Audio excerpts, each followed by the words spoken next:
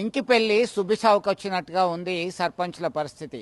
తెలంగాణ దశాబ్ది ఉత్సవాల్లో భాగంగా జూన్ 2 నుంచి 21 వరకు కూడా కార్యక్రమాలు ఉన్నాయి. ఈ కార్యక్రమంలో భాగంగా ఏ కార్యక్రమం చేపట్టినా కానీ సర్పంచ్ల మీద ఆర్థికపరమైనటువంటి భారం పడుతుంది.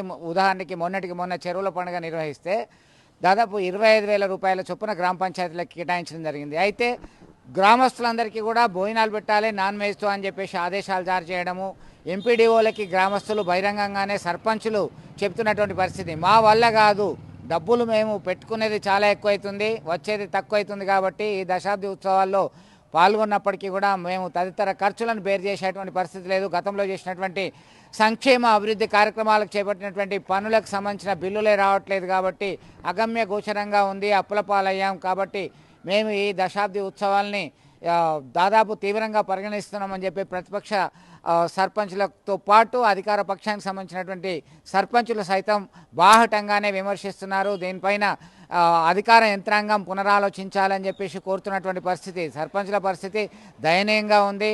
ఇటు బిల్లులు రావడం లేదు, ఆర్థిక భారం అధికమవుతుంది, మీరు ఎందుకు పనులు చేయట్లేదని ఒత్తిడి అవుతుంది అని చెప్పి వాపోతున్నటువంటి పరిస్థితి స్పష్టంగా గమనించవచ్చు.